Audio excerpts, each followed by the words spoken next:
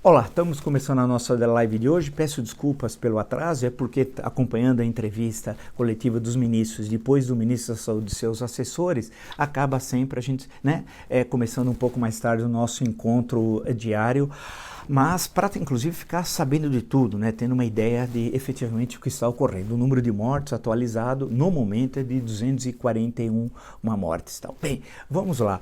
Ontem nós comentamos aqui, nós tivemos dois encontros, um cedo e um outro no começo da noite, Muitos falavam assim, o Bolsonaro mudou, puxa vida, veja, ele fez um pronunciamento que foi a cadeia de 8 minutos de rádio e TV, e ele parece que estava mais sensato, inclusive não falou mais em gripezinha, mas falou no maior desafio da nossa geração. E eu disse aqui que era a estratégia do Bolsonaro, que não era para ninguém acreditar, que a estratégia dele é 2 passos à frente, 1 atrás, 2 à frente, 1 atrás, e assim sucessivamente ele vai avançando. E como?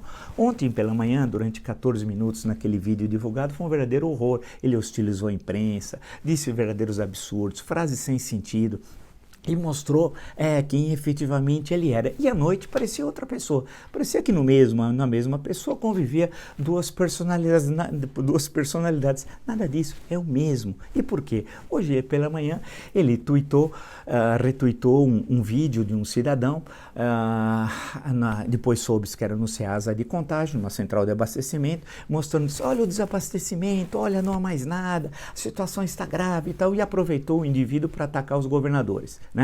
Que é o que o Bolsonaro faz sistematicamente. Viu-se, depois ele foi obrigado a retirar o vídeo do seu Twitter. Olha que vergonha, ele já teve postagens várias vezes retiradas, portanto ele mente, Continua mentindo e foi obrigado a retirar, porque viu-se que aquilo era do Ceasa de Contagem, e como na entrevista coletiva, a ministra da Agricultura, quando perguntada sobre esse vídeo, disse, não, no final do dia, em qualquer Ceasa é assim, você faz a limpeza, a higienização, faz tudo aquilo e tal, e é para limpar, para preparar para o outro dia. Portanto, esse é o Bolsonaro verdadeiro. É esse. O Bolsonaro continua mentindo. E agora contamina vários ministros, inclusive o Sérgio Moro. E aí tem um fato bastante interessante.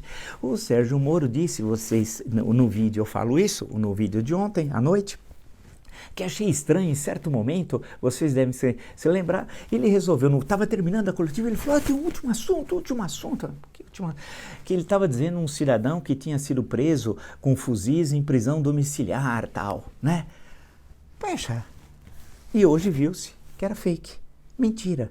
Aí eu fiquei pensando, será que ele ficou 22 anos na magistratura ele agia dessa forma? É uma pergunta que eu tenho direito de fazer. Será que ele agia assim? Porque se ele agia assim, os processos que ele julgou devem ser todos anulados.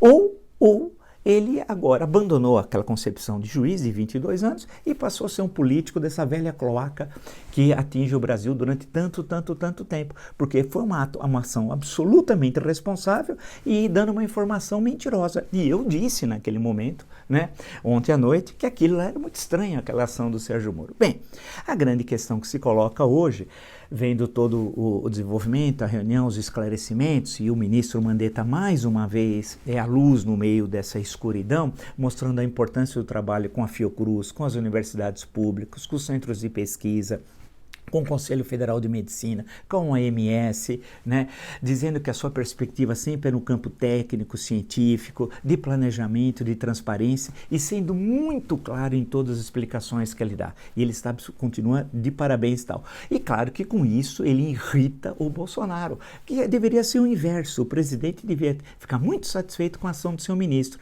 mas o Bolsonaro não é uma pessoa normal, uma pessoa desequilibrada, tem sérios problemas emocionais, convive com teorias conspirativas 24 horas por dia. Vide o episódio hoje do Twitter pela manhã, mostrando quem ele é, que ele é o velho Bolsonaro, como eu sempre digo, e ele fica muito irritado, tanto que, de acordo, e aqui eu estou usando como fonte o blog da André Sadi no g1.com.br, ele convocou uma reunião com vários médicos para discutir a cloroquina e não convidou o ministro da Saúde.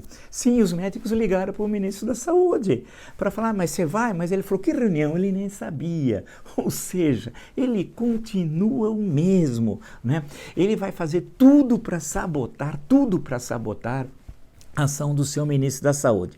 A questão que se coloca, e mostra como ele está totalmente errado, é que o isolamento social tem produzido resultados. Basta ver que o número, até o momento, de identificados com coronavírus é bastante pequeno, e isso deve-se ao isolamento social quando a população compreendeu a sua importância, graças à ação responsável dos governadores, dos prefeitos, dos secretários estaduais de saúde, secretários municipais e do próprio ministro da Saúde, que sempre insistiu na importância do isolamento como meio de interromper o vírus. E por quê? Porque não há remédio e não há vacina contra o vírus. E o meio de impedir é esse, que tem efeitos econômicos, é verdade, né?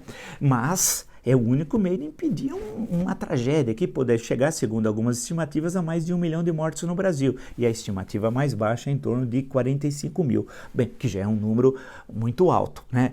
A questão que se coloca, e hoje foi também falado um pouco sobre isso durante o dia, é a subnotificação. Precisamos ver até que ponto esses dados são reais ou se há subnotificação.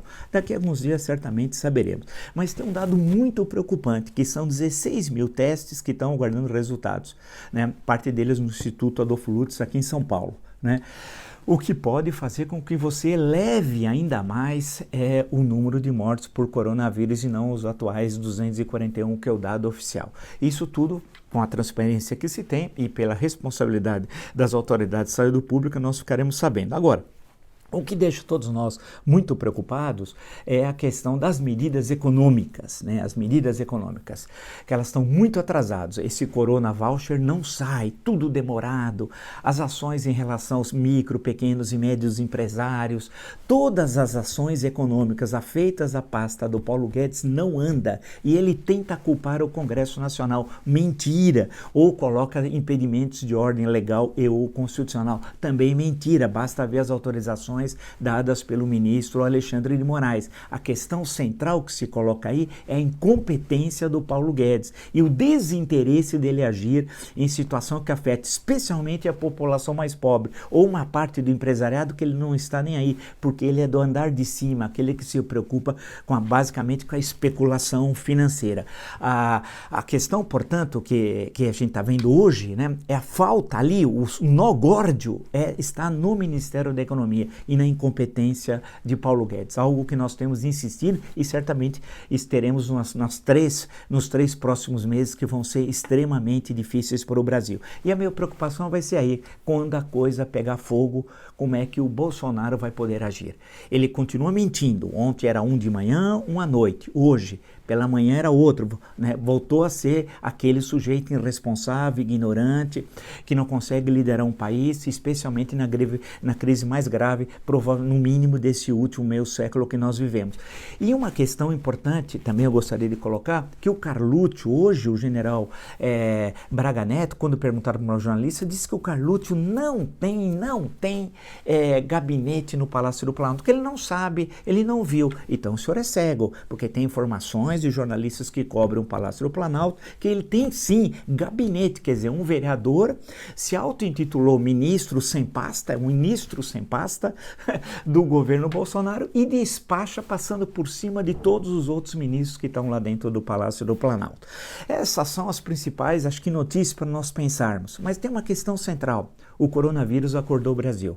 O Brasil hoje, por exemplo, no dia 1º de abril, não é o Brasil do dia 1º de março.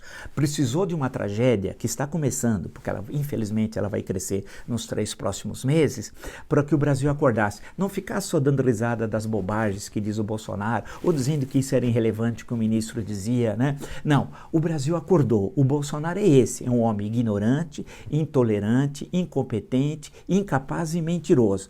Caberá a nós, brasileiros, conseguirmos sobreviver com ele na presidência durante a crise mais grave que nós vamos ter na nossa história, no mínimo do último meio século. Se você gostou dessa live, de tantas outras lives do meu canal, não se inscreveu, eu sugiro que eu falo, é fácil. Blog do Vila, Marco Antônio Vila, ative as notificações. Nos encontramos amanhã. Até!